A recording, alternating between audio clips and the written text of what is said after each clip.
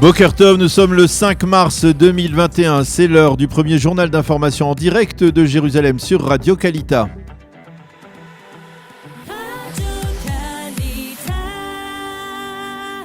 Direction nos studios à Jérusalem avec notre correspondant Daniel Haïk. Bonjour Daniel, et nous commençons ce journal par cette mise en garde du ministre israélien de la Défense, Benny Gantz, le ministre qui a décidé de monter au créneau face à la menace du nucléaire iranien. Oui, Boker Tov Ilana, dans une interview qu'il a accordée la nuit dernière à la chaîne de télévision Fox News, Benny Gantz a affirmé que Tsahal avait réadapté ses plans d'attaque d'installation nucléaire en Iran.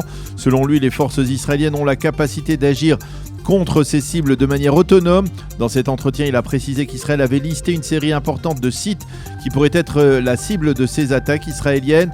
Si même une partie de ces sites devait être touchée, cela affecterait considérablement le programme nucléaire iranien, a déclaré Benny Gantz avant de préciser: si le monde devait arrêter l'Iran avant, ce serait bien, sinon, nous nous défendrons. Et parallèlement, le Premier ministre Benjamin Netanyahou s'est entretenu de son côté avec la vice-présidente américaine Kamala Harris. Oui, et là aussi, il a été question de l'Iran. Monsieur Netanyahou aurait dit à la vice-présidente américaine qu'il reste engagé dans l'effort entrepris pour empêcher l'Iran de se doter d'une arme nucléaire qui serait destinée à détruire Israël. Dans son compte Twitter, le Premier ministre a ensuite précisé qu'Israël continuera à développer sa coopération sécuritaire avec les États-Unis dans le dossier iranien. La vice-présidente américaine a exprimé son opposition totale à la décision de la procureure de la Cour pénale internationale d'entamer une enquête contre l'État d'Israël. Et en marge de cette menace iranienne, Daniel, on reparle ce matin de cette marée noire dramatique qui a touché les côtes israéliennes.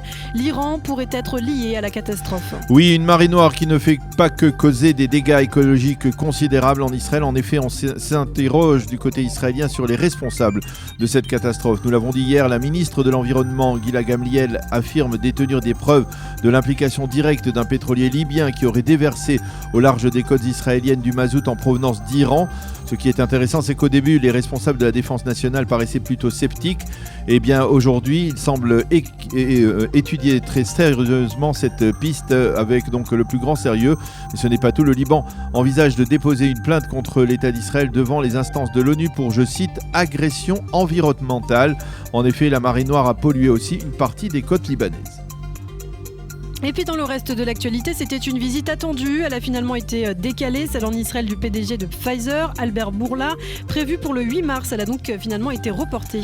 Oui, c'est ce qu'a annoncé hier le géant pharmaceutique, et la raison officielle de ce report est la situation de crise sanitaire en Israël. Mais de facto, la véritable raison serait le refus d'Albert Bourla de servir d'acteur dans la campagne électorale de Benjamin Netanyahou.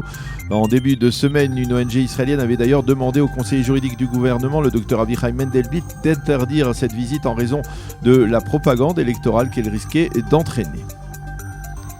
En revanche, c'est une visite qui a bien eu lieu hier, celle du chancelier autrichien et de la première ministre danoise en Israël. Oui, une visite éclair des deux leaders européens qui sont venus voir sur le terrain comment Israël menait sa campagne de vaccination. Sebastian Kurz et Mette Frederiksen n'ont pas caché leur admiration pour cette campagne lors d'une conférence de presse conjointe.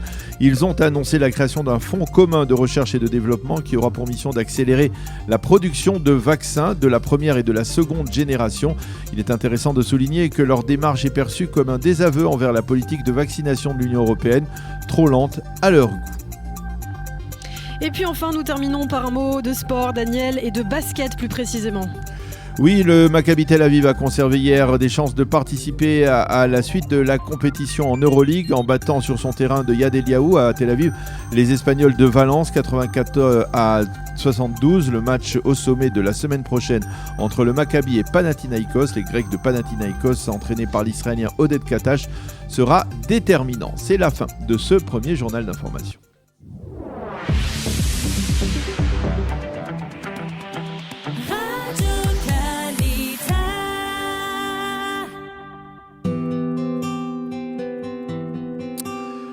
C'est l'heure de la météo. Très nette augmentation des températures aujourd'hui en Israël avec un temps ensoleillé, presque printanier, en particulier pour ce Shabbat.